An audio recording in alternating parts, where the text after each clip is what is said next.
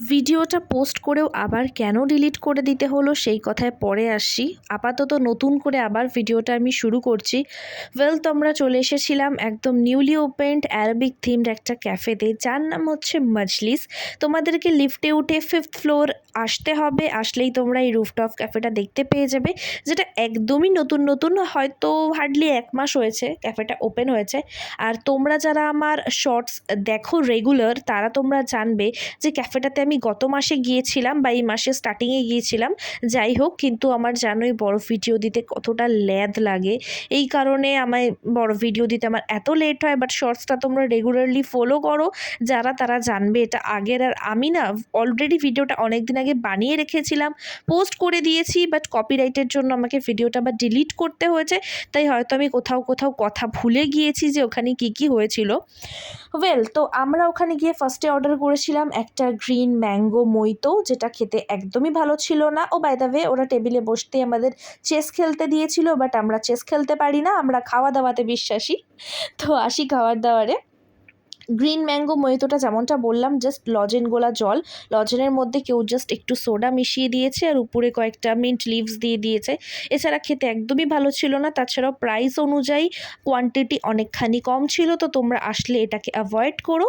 Next starter ছিল হচ্ছে Hong Kong chicken, যেটা চিকেনের পিসগুলো সত্যি অনেকটাই বড় ছিল। ইভেন চিকেনগুলোও যথেষ্ট সফট ছিল, বাট কোটিংটা না অনেকখানি মোটা, আর মুখে দিতেই না কেমন একটা ময়দা ফিল হচ্ছিল, যার জন্য আমার এটা ঠিক ভালো লাগলো না।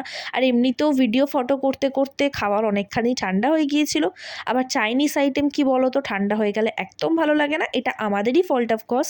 বাট তোমরা যারা আসছো তোমরা সাথেই খাবে, তো গরম জিনিসটা ভালো লাগে চাইনিজটা। আর দেখো গ্লাসগুলো কি সুন্দর, তাই তোমাদেরকে দেখাচ্ছিলাম।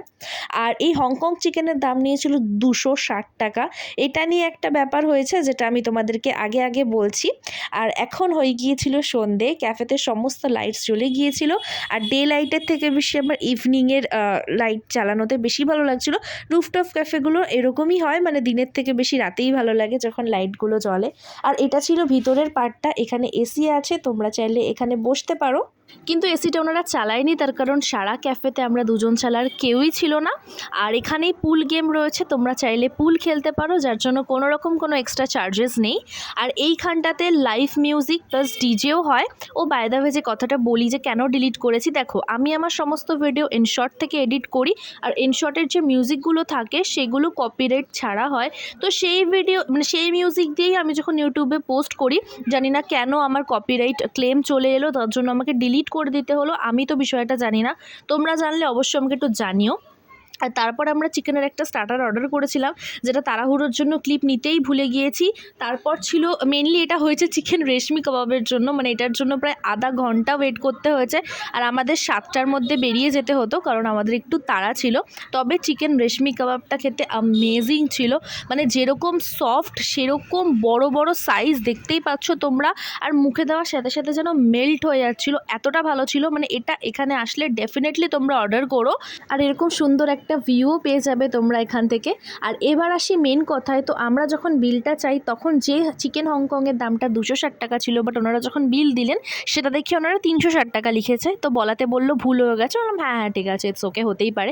কিন্তু আমি নিজে দেখেছি ওনারা মেনু কার্ড মিলিয়েই তবে বিলটা করেছিলেন। এরকম অনেক রেস্টুরেন্টে অনেকবার আমাদের সাথে হয়েছে, মানে অনেকেই আছে না দেখেই, মানে পুরো অ্যামাউন্টটা উপর থেকে নিচ না দেখেই টাকাটা দিয়ে দেয়। তো তখন ওনারা এই সমস্ত করে থাকেন, আমাদের সাথে এরকম অনেকবার আগে হয়েছে। তাই তোমাদেরকে বলবো, যখন টাকাটা দেবে তখন বিলটা একবার উপর থেকে নিচে ভালো করে দেখে তবে টাকাটা দেবে। লোকেশনটা আমি ডেসক্রিপশনে সমস্তটা দিয়ে দিয়েছি, তো তোমরা ওখানে একবার লোকেশনটা অবশ্যই চেক করে নিতে একদম ভুলো না। মোটামুটি আমার তোমাদের যা বলার ছিল আমি সেটা ওখানে বসে তো বলতে পারিনি, কারণ ওখানে মিউজিক বাজছিল। আর মোটামুটি সব ইনফরমেশানই আমি ভয়েস ওভারের মধ্যে দিয়ে দেবো। তাও যদি কিছু বাদ থেকে যায় সেটা আমি আপাতত পরে দিচ্ছি, কারণ এখন আমি সদ্য এলাম, এখন আমার মাথায় আসছে না কিছু। তো আশা করি তোমাদের আমার ভিডিওটা ভালো লেগেছে। আর যদি ভালো লাগে ডেফিনেটলি চ্যানেলটা সাবস্ক্রাইব করে দিও। আর জানি না লং ভিডিওটা কবে পোস্ট করবো, কারণ আমার ছাড়তে অনেক দেরি হয়ে যায়। তবে শর্টস যেরকম রেগুলার আসছে সেরকমই আসবে, তো দেখতে থাকো। টাটা।